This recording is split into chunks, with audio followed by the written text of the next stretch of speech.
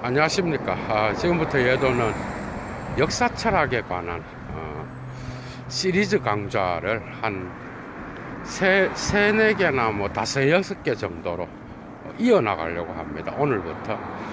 자, 이 강좌는 특별히 에밀 앙게른의 역사 철학이라고 하는 그죠? 그 책과 그 다음에 오도 마르쿠아드가 쓴 역사 철학의 어려움들, 이거 번역 안 된 걸로 알고 있어요. 슈비리히카이트 및 게시이츠 필로조피, 그 다음에 아임피룬 게시이츠 필로조피. 그러니까 역사 철학의 입문서가 또 있어. 그게 바로 슐로스베르글하고 로백이라고 하는 철학자들이에요. 그게 요런 책들을 근거로 하여 예도가, 그런데 이제 철학을 하는 사람의 입장에서 볼 때 이런 역사 철학은 그냥 읽힙니다. 소설처럼, 여러분. 그러니까 아주 재미있게 읽었던 책들이 이런 책들이에요. 그게 여러분들이 역사 철학에 관심이 있으면 이런 것들을 참고해서 살펴보면 될 것 같습니다. 첫 번째 강좌는 그리스에서의 역사 기술의 발생이 어떻게 일어났는지, 특히 헤로도투스와 투키디데스의 관점에서 오늘 서술하려고 합니다. 그리고 두 번째 강좌는 아마도 플라톤과 아리스토텔레스한테서 나타나는 역사 철학의 어떤 특징들, 그 다음에 세 번째가 바로 그 유명한 아우구스티누스의 신국론 있죠. 거기에서 기독교적 구원의 역사관, 이것이 종말론적으로 나가게 되는데, 이런 것들이 그리스 철학과 마찰을 일으키면서 나타나는 이 두 개의 결합이 일종의 해겔의 역사 철학이 할 수 있겠죠. 그러니까 그리스적인 것과 기독교적인 것의 결합인데, 이 절대성의 철학 위에서 해겔이 자기의 역사 철학을 이야기하잖아, 그죠? 그래서 이걸 필수적으로 다루어야 하고요. 근대로 넘어오면서는 마키아벨리라든지 홉스, 그 다음에 루소, 특히 볼테르의 역사 철학적 의식 매우 중요합니다. 그 다음에 또 하나는 이런 계몽주의의 철학에 근거하여 루소도 중요하죠. 이런 거에 근거하여 이제 칸트와 헤겔이 어떤 방식으로 역사 철학을 이야기하는지, 특히 해겔에서 정점에 이릅니다. 그죠? 그 다음에 여기에 대한 반동으로서 칼 막스가 나타나고요. 그 이후에 발터 베냐민, 그 다음에 에른스트 블로흐, 마르크스주의자들, 이런 식으로 이제 강의가 전개될 것 같아. 하이데거 역시도 실존론적 역사관, 가다모도 매우 중요하겠죠. 그게 이런 식으로 강좌를 역사 철학의 입장에서 예도가 살펴보려고 합니다. 가다모의 진리와 방법 2부도 중요한 자료가 될 수 있겠죠. 이 강좌를 하는 데 있어서. 그러니까 한 네다섯 권의 책들을 토대로 해서 예도가 강좌를 이끌어 가려고 합니다. 야, 여러분, 이런 걸 어디서 듣겠어? 그렇지 않나요? 게시이츠 필로조피, 역사 철학. 역사 철학은 철학사가 아니에요, 여러분. 역사 철학은요, 역사학과 학생들이 배우는 역사가 아니에요, 여러분. 이해가 되죠? 그리고 철학의 역사를 말하는 게, 철학사를 말하는 게 아니야, 여러분. 역사를 철학적으로 사유하는 거예요. 정점은 해결해서 나타납니다. 그러니 이런 모든 것들을 다 아울러서 예도가 마지막에 이제 도착하는 게 발터 베냐민이 될지, 딜타이를 지나서 하이데거, 가다모 이쪽 라인으로 갔다가 포스트 모던까지 올지는 모르겠어. 여러분, 이 장대한 여행을 여러분들이 하이데거를 듣다가 지칠까봐 예도가 또 이 역사 철학, 이 독일에서 너무 심심해서 읽었던 게 지금 아까 얘기했던 슐로스베르거라든지, 그 다음에 또 뭐야, 그런 책들, 그 다음에 오도 마르쿠아드라고 하는 폴란드계 독일 철학자, 역사 철학의 어려움을 썼던 논문입니다. 그거는. 그 다음에 또 클라인, 디터 클라인과 같은 이런 학자들. 그러니까 슐로스베르그하고 디터 클라인은 입문서 정도로 볼 수 있어. 그런데 아주 재미있어요. 그런데 예도가 이 수준에 머무르지 않습니다. 예도는 철학자잖아요. 역사 철학, 역사적으로 누가 어떻고, 이런 게 아니라, 철학에서 1차 자료를 읽었던 그런 자로서, 니체도 빼놓을 수 없겠죠. 니체의 반시대적 고찰의 두 번째가 역사에 대한 어떤 그 삶의 역사학이 유용한지 아니면 해로운지에 관하여 두 번째 책이 있잖아. 거기에 대해서 고찰하겠고, 또 니체의 친구였던 바젤 대학의 염세주의 역사관의 대가 야콥 브루크하르트, 이런 사람들을 다루면서 재미있게 또 역사 철학의 시리즈 강좌를 오늘 처음으로 열게 됐어. 그죠? 여러분 들어봤어? 역사 철학? 그러니까 철학의 역사, 철학사, 고대의 철학자가 누가 있었고, 중세의 철학은 신학인데 누구누구고, 근대의 철학은 누구누구고, 그리고 이렇게 이야기하면서 현대까지 누구누구, 이런 철학의 사가 아니라고. 역사 철학은 이해가 됐어요? 역사를 철학적으로 사유하는 거라고. 엄청나게 깊겠죠. 수준이 달라요. 그게 그냥 역사학과에서 역사를 배울 때에 역사 철학까지 누가 들어가요? 얼마나 어려운 건데, 이게 다 해야, 다 철학자들을 다루는 건데. 그렇지 않나요?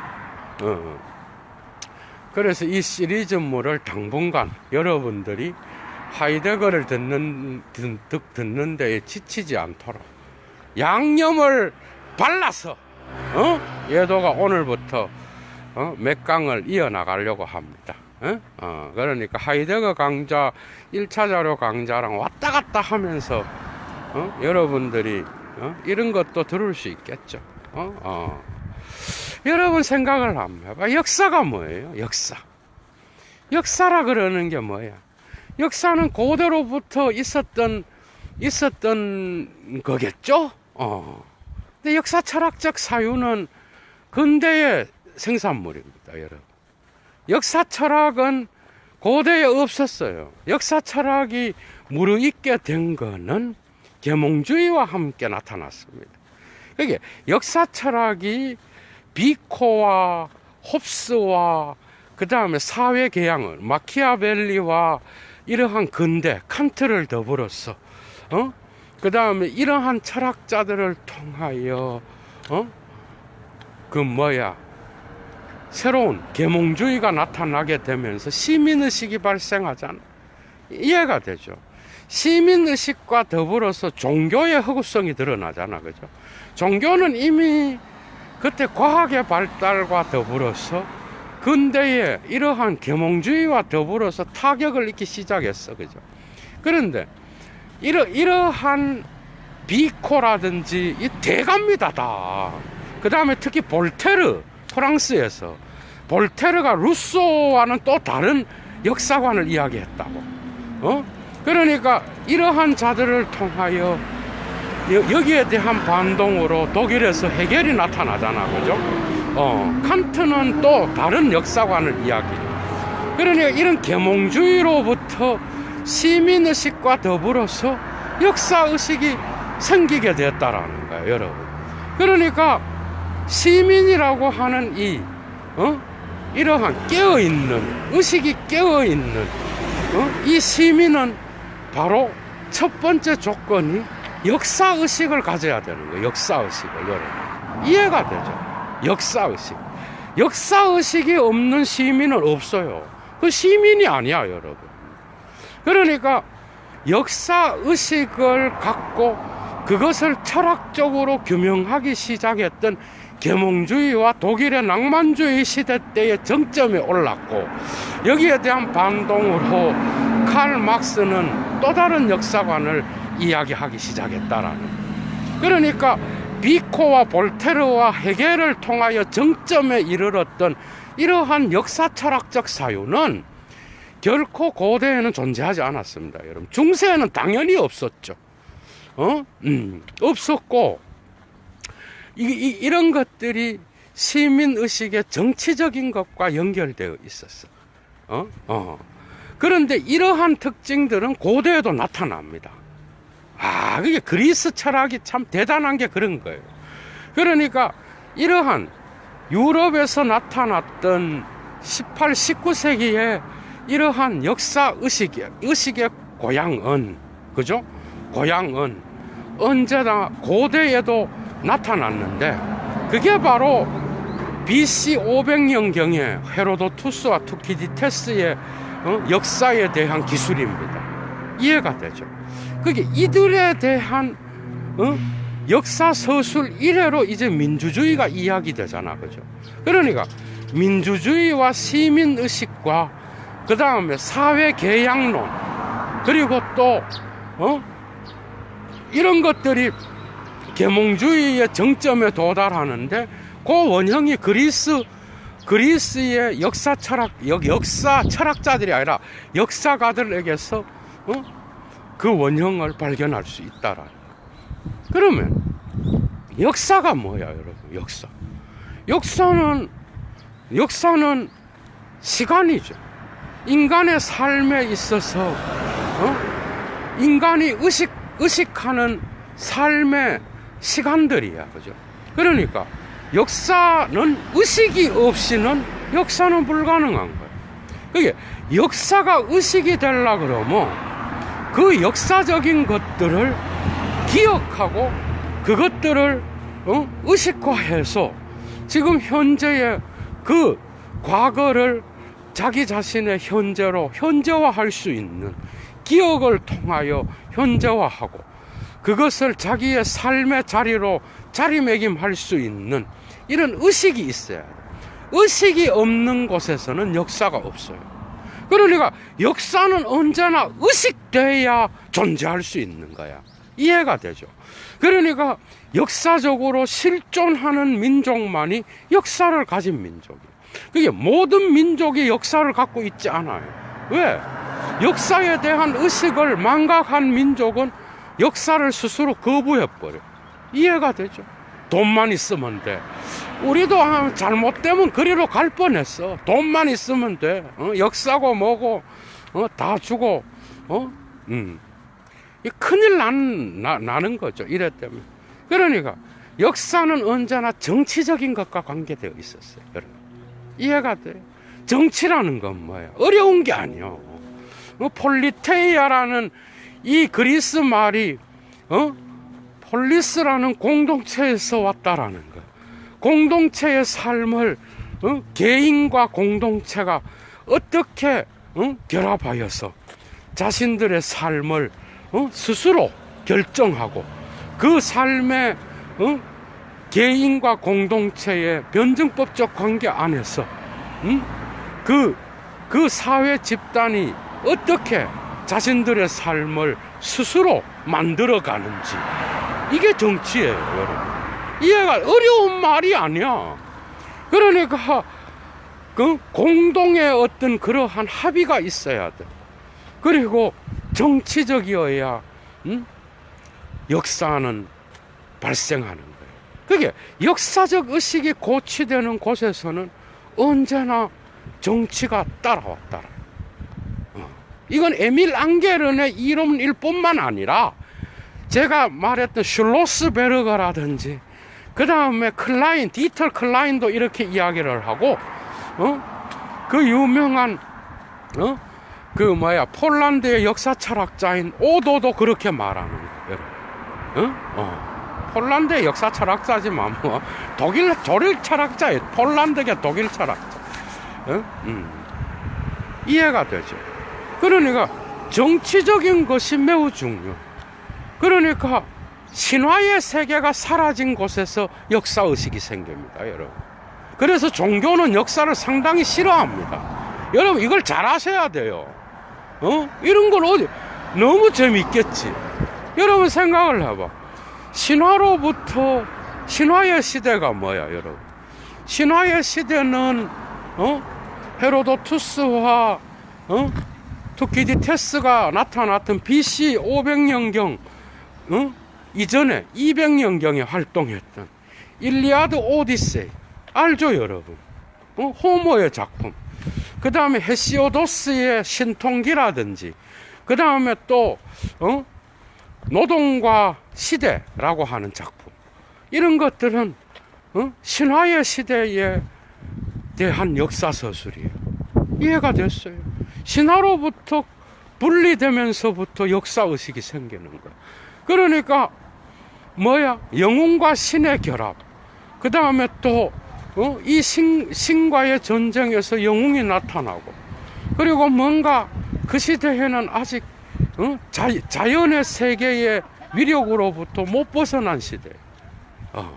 그러니까 헤로도투스와 투키디테스가 역사라는 작품과 펠로폰네스의 전쟁을 쓸 때까지는, 그전에는 신화시대였어요.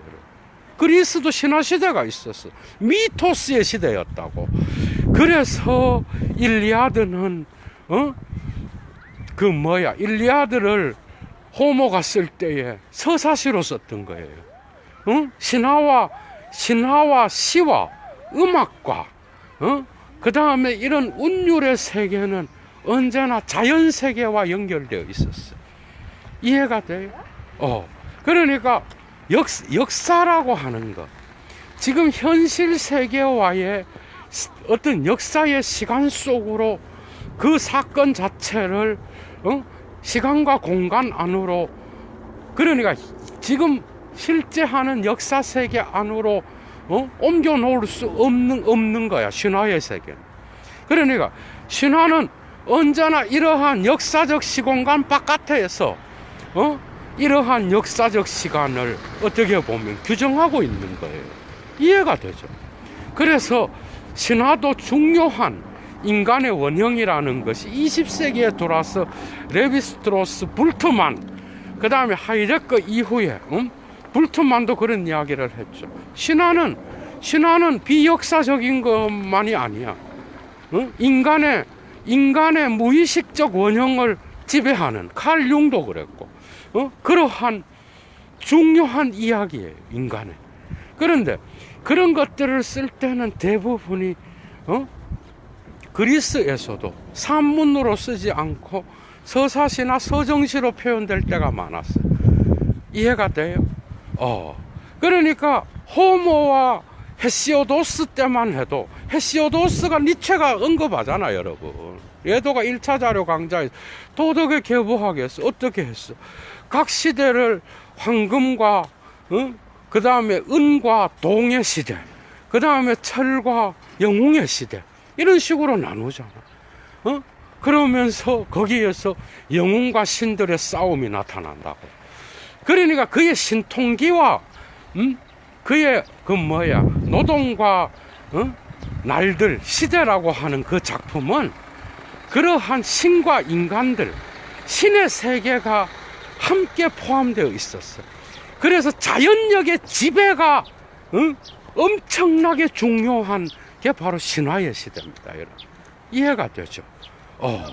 그러니까 자연에 대한 극복이 바로 역사의식이에요, 여러분. 이해가 돼? 그러니까 헤로도투스와 투키디테스의 이 펠로폰네스 전쟁사와 그 다음에 헤로도투스의 역사라는 이 작품은 이러한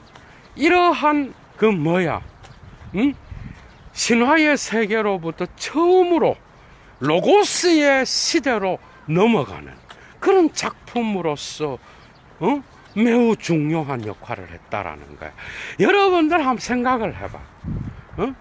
그러니까 플라톤과 아리스토텔레스가 보편적 이성을 주장하면서 그 전에 자연 철학자들을 거부하고 통합적이고 보편적이고 질서정연한 이러한 철학을 구상할 수 있었던 것은 바로 이러한 미토스로부터 로고스의 해방, 그러니까 미토스, 신화의 시대로부터 로고스로 오는 이러한 역사 철학의, 역사 철학은 아니야.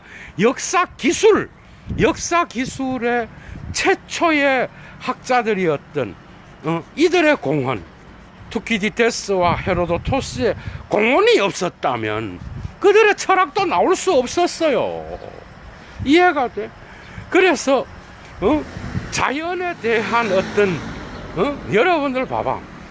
신화의 시대는 자연도 말을 합니다, 여러분. 자연. 그래서 그 자연이 뭐죠? 그 자연이, 바다에서는 파도를 일으키고, 그게 바다의 신이 따로 있잖아, 여러분. 그 다음에 또 대지의 신이 있고, 이 세계에 바람의 신이 있고, 이 세계의 모든 자연력과 신들은 함께 갔어요. 그러니까 이 자연의 움직임과 더불어서 나타나는 그러한 힘과 어떤 인간을 위협하는 그러한 능력들이 이러한 인간의 편에서 그러한 신들과 싸우는 영웅들이 나타난다고 하더라도 그거는 우리가 역사라고 할 수 없는 거예요. 그러니까 신화의 시대는, 그러니까 일리아드보다는 헤시오도스의 신통기라든지 그 다음에 노동과 시대라고 하는 그런 작품들이 약간 더 인간의 해방을 이야기하는 것 같아. 그러나 헤시오도스와 투키디데스는 역사 자체를 이야기하기 시작해요. 그러니까 이런 신화의 세계, 우주관의 세계, 자연의 힘을 묘사하는 우주관으로부터, 이게 바로 신화거든. 신화의 세계로부터, 우주의 힘으로부터 벗어나서 인간의 로고스가 어떻게 활동하고, 인간 역사 속에서 살아가는 주체들의 어떤 그러한 힘으로 옮겨놓고 그 인간의 주체들에 의하여 나타나는 거죠. 그러한 저항과 힘들, 이런 퉁투쟁들을 그리는 게 바로 역사로 넘어오게 되는 계기가 됐다라는 거예요. 여러분들 봐봐. 그렇다 그러면 왜 이들이 헤로도투스와 투키디데스가 사용하는 이 역사들이 왜 여러분들 전쟁사겠어, 여러분? 이 인간들이 니체적으로 야만적이어서 그런 것도, 그러게 문명의 역사는 야만의 역사였다라는 걸 이야기하면서 이러한 무시무시한 전쟁의 역사를 이야기하잖아요. 그런데 여러분들 여기에서 조금 더 지평을 넓힐 필요가 있어.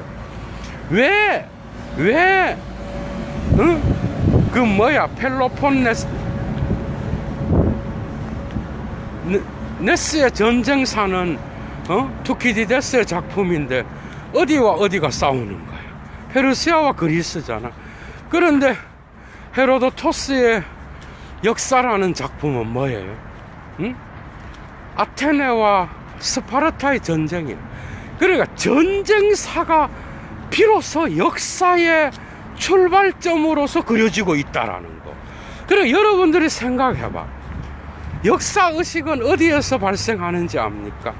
개인이 공동체 안에서 다른 공동체와의 구별을 통하여 정체성을 만들어낼 때 역사가 나타나기 시작하는 거야. 그런데 수준이 낮은 민족은 그것을 신화에다 의존해. 그게 뭐 신이 내려와갖고 이렇게 나가는 게 아니고, 그 역사를 갖고 있는 민족은 그런 신화를 거부해버려요. 그래서 중요한 거예요. 그러니까 전쟁사를, 여러분들 전쟁의 역사가 역사의식의 출발점으로서 발생하게 된 이유가 뭐예요? 여러분, 역사의식이 왜 시민의식과 관계되었으며 왜 민주주의와 함께 갔고 왜 거기에 대한 저항으로서 사회주의와 함께 갔겠어요, 여러분? 그 이유가 뭐겠어요? 역사라고 하는 거는 정치적인 것과 더불어서 발생한 거야. 이스라엘의 역사를 봅시다. 여러분, 이스라엘만큼 역사적인 민족이 없었어요. 그리스인들의 사고방식은 순환적 세계관에 사로잡혀 있었어. 그런데 이러한 종말과 출발을 명확하게 갖고 있는 이러한 직선적 시간관, 어떻게 보면은 그죠? 어쨌든 그리스적 세계관과는 대립되는 이런 사고관을 가진 유대인들도 봐봐. 그들이 언제부터 역사, 신이 자기들의 땅으로 부르잖아. 아브라함 보고 니 이라크 갈대 우르로부터 나와갖고 내가 지시하는 땅으로 가라 그러잖아. 근데 그 땅으로 여러분들이 가잖아, 그죠? 그런데 가면서 뭘 해요? 전쟁을 한다고. 그래, 전쟁을 하는데 각각의 뭐 블레셋한테도 이기고 뭐 거기서 미리 살고 있었던 각각의 지역의 종족들하고 전쟁을 해요. 민족 전쟁을 한다고. 거기로부터 이기면서 자기들의 신이, 그게 다른 민족들과의 구별과 이 구별을 통하여 자기 정체성을 되찾는 거예요. 이해가 되죠? 구별을 통한. 그러니까 두루히 운터시트 이덴티피카지오니아. 그러니까 구별을 통하여 자기 정체성을 확립하면서 역사의식이 고취되기 시작하는 거예요. 이해가 되죠? 그러니까 이것은 무슨 문명의 위대한 모든 문명은 야만의 역사였다라는 것으로만 모든 것들이 설명될 수 있는 게 아니라고, 이런 현상들은. 맞죠? 그러니까 전쟁의 역사를 통하여 자기 민족의 정체성, 국가의 정체성을 세우려고 그랬고, 이런 걸 토대로 하여 두 번째 시간에는 아리스토텔레스와 플라톤의 철학에서 역사가 어떻게 이야기되는지를 얘도가 이야기하려고 합니다. 정치학과 아리스토텔레스의, 그 다음에 플라톤의 국가론. 여러분들, 이런 것들이 나오게 된 배경이 뭐겠냐고. 그게 역사를 갖고 있다는 거는 그 역사를 의식한다라는 거예요, 여러분. 역사를 의식하지 않는 곳에는 역사가 없다니까. 역사는 역사를 의식하는 거기에서만 존재하는 거예요. 그러니까 종교에 잡혀 있는 자들은 역사를 두려워합니다. 왜? 그 종교는 언제나 신화의 시간과 공간을 지시하거든. 신과 함께 있는 시간과 공간은 역사의 시간이 없어요. 그거는 역사의 토대에 있든 역사를 초월해 있든 아니면 역사의 근거로 있든 역사의 심층에 있든 심층에 있다고 보는 게 누구겠어? 칼 융하고 이런 자들이겠죠. 정신분석학자들. 여러분들, 역사의 심층으로 가라는 거예요. 그 무의식에는 인간의 악도 있지만 인간의 악이 있으니까 거기에는 신의 세계도 존재하는 거예요, 여러분. 이해가 돼요? 선악과의 에덴 동산, 우리의 최초의 악마였던 뱀이 존재했던 곳, 여러분, 그 기독교적으로 생각하면. 그래서 해겔은 이러한 자연적인 것들을 정신이 지배해가는 것을 역사라고 그랬던 거예요. 자기의 역사 철학뿐만 아니라 엔치클로페디, 논리학, 그 다음에 정신현상학, 곳곳에서 이런 것들이 나와요. 정신이 자기 운동을 통하여 정신적인 것, 자연적인 것들을 정신화시키면서 역사를 만들어가고, 그 역사는 문화와 함께 가는 것이고, 그래서 객관정신 안에는 법과 제도와 윤리가 있었던 거예요, 여러분. 그러니까 이러한 고대의 헤로도투스와 그 다음에 투키디데스의 이러한 역사 기술이 처음 발생하는 그 지점에서 우리는 역사의 개념들을 철학적으로 사유해 볼 수 있는 거예요. 그죠? 아직까지 시민의식을 가지고 뭔가 헤겔과 같이, 볼테르와 같이 어떤 의식을 가지고 시민의식을 일깨울 수 있는, 그래서 권력이라는 그 개념에 저항할 수 있는 그러한 역사 철학적 의식은 아직 말할 수 없었지만은, 이러한 두 개의 작품들 안에서 우리는 역사의 개념을 생각해 볼 수 있는 거예요. 그래서 전쟁을 통하여 자기 민족과 다른 민족들, 여러분들 특히 거기에서 한 구절을 빼내자고 한다면 투키디데스가 훨씬 더 역사적이에요, 여러분. 그러니까 투키디데스의 펠로폰네소스 전쟁사라고 하는 그 작품에서 멜로스인과 아테네인의 대화가 나오잖아요. 멜로스인들은 신들에게 의존하는 그런 민족이었어요. 종족이었다. 그런데 아테네인들은 이러한 신들로부터 벗어나서 인간들 자신들 안에서의 나타나는 인간들의 주체들 사이의 힘을 믿고 나아가는 그런 이야기가 나온다고, 여러분. 이런 게 역사 서술의 출발점이에요. 그게 신의 이야기를 빼버리고 이제는 신화가 지배하지 않는 인간의 역사를 서술하기 시작했다는.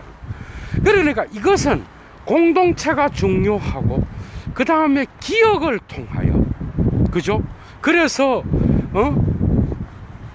헤로도토스와 투키디데스 둘 다 과거는 그냥 인간의 역사에게서는 지나간 것이 아니다. 인간적인 것은 결코 소멸되고 죽는 게 아니라 인간적인 것은 영원히 기억될 수 있다.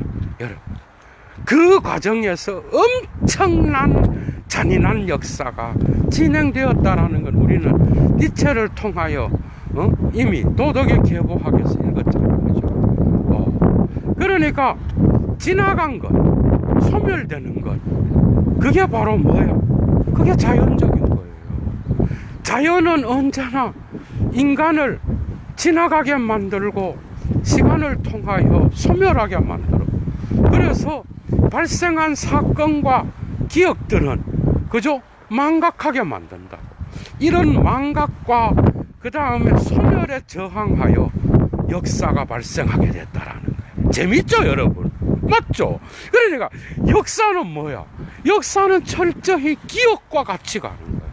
그러니까 역사 의식을 갖는다는 거는 기존 질서의 권력에 대항하여, 거기에 대항하여 나의 생각을 그 대항하는 힘으로써 갖는다라는 거예요. 이해가 돼요? 그러니까 이런 저항적 역사 의식은 아직까지는 투키디테스와 거기에서는 나타나지 않는다. 그러니까 일단은 기억할 만한 거는 뭐였어? 이들에게 있어서는.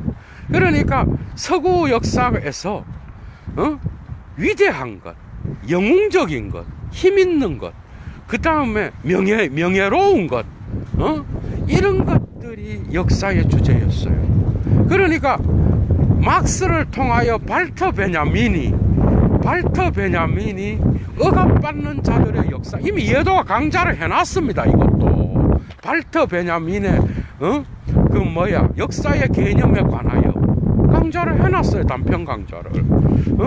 그런데 그 발터 베냐민이 억압받는 자들의 고통, 마르크스를 통하여 유대적 메시아주의를 결합시킨 그 사고를 이야기하기 전까지 서구 역사는 투키디데스와 헤로도토스의 기원전 500년경부터 이미 영웅과 위대한 것, 영원히 남을 만한 것, 거기에서 위대한 것은 왕과 그 다음에 영웅, 그 다음에 장군들, 전쟁의 용사들, 이런 자들이 위대한 자들로서 칭송을 받았다는 거예요. 그러니까 오직 위대한 것만이 칭송받을 만하며 칭송받을 만한 것만이 기억에 남는다. 여러분, 그러니까 20세기에 들어와서야 서구는 사실 동양의 역사도 그렇죠. 그래서 모든 연대기는 왕을 중심으로 그려지잖아. 모든 역사에서요. 유대민족도 그렇게 역사를 서술하잖아, 그죠? 그래서 포스트 모던이 열려지게 되면서는 이제는 뭐예요? 뭐야? 억압받는 자들의 역사, 민중의 역사, 그 다음에 또 힘없는 자들의 역사, 이런 것들이 사실은 계몽주의를 통하여 역사 속에 촉발된 겁니다. 그런데 이미 그전에는 니체가 진단하듯이 예수 그리스도의 얼굴 안에서 이러한 민중들의 역사를 우리는 볼 수가 있는 거예요, 여러분. 그러나 대부분의 역사가들의 관심은 그러한 힘없는 자들의 관점에서 역사를 쓰는 거는 그 이후의 일이었다. 고대에만 해도 영웅적인 행위, 칭송받을 만한 것, 이런 것들만이 기억될 만한 가치가 있었다라는 거예요. 그 대신 헤로도투스와 투키디데스는 이러한 인간들의 칭송과 그 다음에 기억을 통하여, 그죠?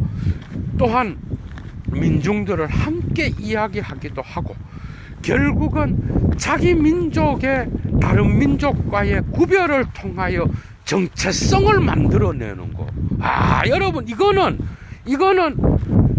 역사 기술의 서구 철학의 역사 기술의 탄생점인 이 투키디데스와 헤로도토스한테서로부터도 나타나는 거예요. 이건 다 나타납니다요.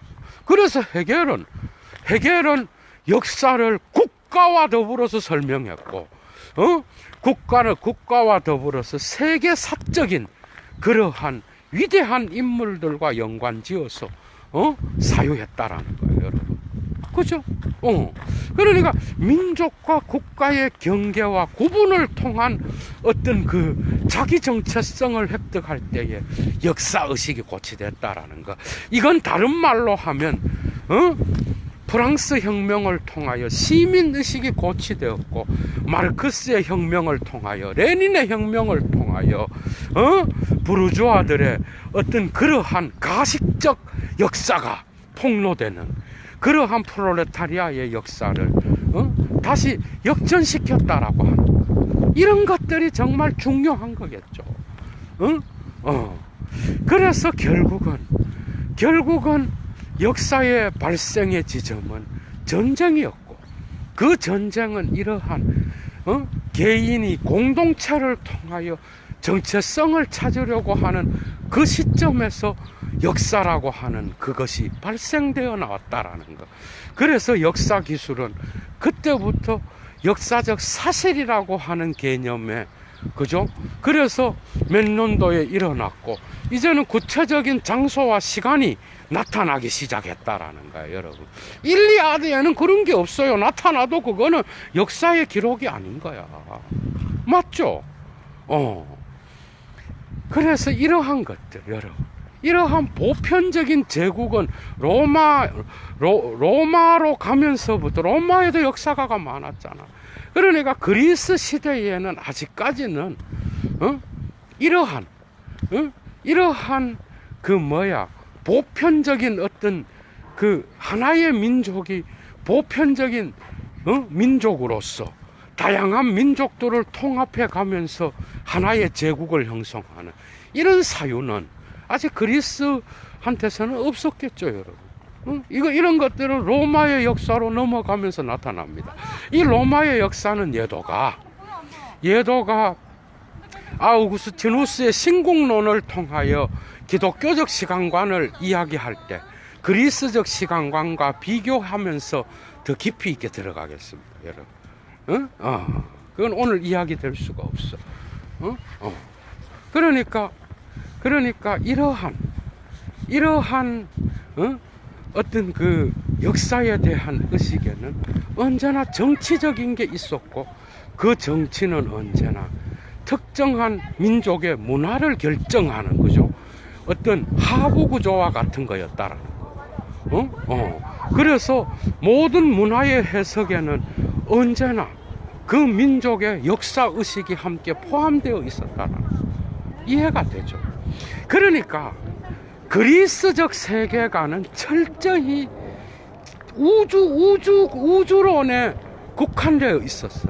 그게 이 우주로는 어떤 이 봄, 여름, 가을, 겨울이 오고, 그죠? 이 세계가 아름다워, 여러분. 그리고 이 아름다운 세계는 각각의 신이 따로따로 다 지배해. 들의 신, 바다의 신, 여러분, 하늘의 신, 뭐, 다 있잖아, 여러분. 그런, 신화의 시대뿐만 아니라, 이러한 우주는 하나의 코스모스였어요. 맞죠? 그래서 조화가 질서가 바로 잡혀졌어요. 그래서 인간들은 이러한 사물들을 자기 자신의 어떤 목적의 대상으로서 수단으로 삼지 않았어. 이 세계의 나무와 이 우주의 모든 삼라만상의 이러한 자연세계의 사물들은 언제나 인간 주변으로 모이면서 존재론적으로 그들이 자기 자신을 내보이면서 존재론적 조화를 이뤘다는 거예요. 이게 바로 하이데거가 발견한 거예요, 여러분. 그런데 이러한 역사적 의식이 고취됐다 그래서 이러한 신화적 자연관이 무너졌느냐? 안 무너졌어요. 그런데 중요한 거는 이러한 그리스적 세계관의 근원적인 이러한 사유가, 그죠? 거기에 헤로도투스와 투키디데스라고 하는 그런 인물들을 통하여 비로소 오늘날 우리가 역사라고 부를 수 있는 신화의 껍데기를 벗겨내고 오로지 이성을 통하여 논증할 수 있는 그런 역사서술이 나타났다라고 하는 것. 그 역사서술을 통하여 비로소 학문과 철학이 달라질 수 있었다라는 거. 이거는 엄청나게 중요한 거라고요. 그렇다 그래서 이런 것들이 그때부터 로고스의 시대로 접어들어서 그들이 신화의 세계에 살 때 자연과 하나가 되어 우주론 쪽으로 하나가 되어서 그들이 순환적인 자연의 법칙과 조화를 이루려고 했던 이런 세계관이 없어졌느냐? 그건 아니라는 거라고. 얘도야 말이 이해가 되죠. 그런 거예요. 그러니까 역사는 이제 정리를 합시다. 역사는 뭐예요? 역사는 의식되어야만이 존재하는 겁니다. 두 번째, 역사는 언제나 정치적인 거였어요.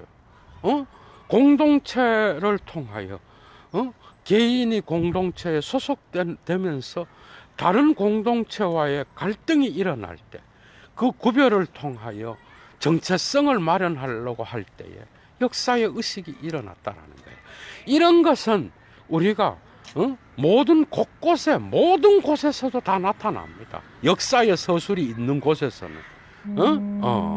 그래서 역사는 또한 이러한 민족적 정체성이나 공동체의 정체성을 다른 공동체와의 구별을 통하여 이덴티피카지온 동일시하려고 할 때에는 어디에서나 이러한 역사적 의식이 고취되었다라는 것. 이거는 근대와 현대에 이르기까지 동일하게 중요한 역사서술의 어떤 그러한 밑바탕이 되었다라는 것. 그리고 역사는 언제나 이러한 망각되고 소멸되는 이러한 자연의 운동에 저항하여, 그죠?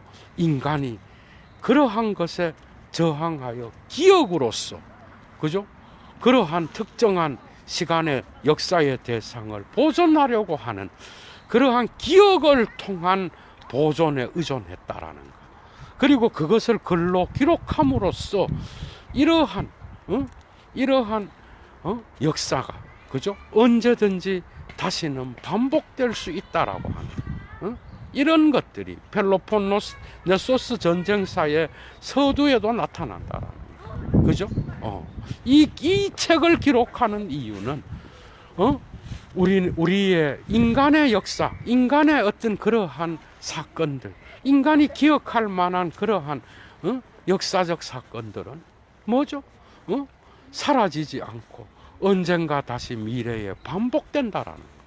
그래서 그러한 반복으로서 참고할 만한 자는 이 책이 영원한 보고가 될 것이다. 이런 이야기가 투키디데스의 작품에 표현되어 있다라는 거. 그래서 역사 철학적 사유까지는 아직 나가지 못했지만은 이러한 역사 의식은 특히 신화로부터의 자연의 우주관으로부터 해방되어서 인간 자체의 주체의 그러한 의식화에 이르기까지 신화로부터 로고스로 옮겨지는 과정에서 발생했다는 것. 이런 것들이 중요한 걸로 우리가 볼 수가 있습니다, 여러분. 재밌었죠? 그래서 전쟁사가 비로소 이 두 역사가들에게서 그리스 서양 철학을 서양의 문화권을 지배하는 그러한 최초의 역사가들의 작품에서도 이러한 전쟁이 그들에게 중요한 주제로서 나타났다라고 하는 거, 여러분. 그래서 역사, 정치, 그 다음에 정치에 대한 어떤 그러한 결과물로서 전쟁이 나타날 수 있었다라는 거예요, 여러분. 좌파와 우파가 어디서 생겨서? 프랑스 혁명 때 생겼잖아. 응? 그러니까 좌파와 우파가 생겼다라는 게 뭐예요, 여러분? 응? 모든 전쟁의 역사는 그러한 역사의 민족적인 것뿐만 아니라 이제는 인종적인 것으로도 나누어지게 돼. 나중으로 근대로 오게 되면 여러분, 백인과 흑인의 전쟁, 여러분, 미국의 독립전쟁도 그렇잖아, 그죠? 할 얘기가 많습니다. 엄청난 도움이 됐죠. 그래서 이러한 신화로부터 해방된 로고스의 인간의 이성을 가지고 이제는 인간의 주체들, 신의 도움을 받지 않는 신통기의 계보학의 역사가 아닌 인간들의 역사, 그죠? 거기에서 나타나는 가능하면 사실적인 기록으로서 진리를 말하려고 하는 이러한 최초의 역사가들의 몸부림이 이미 기원전 500년경부터 출발했다라고 하는 거, 여러분 기억하시고요. 예도의 역사 철학 강좌는 계속됩니다.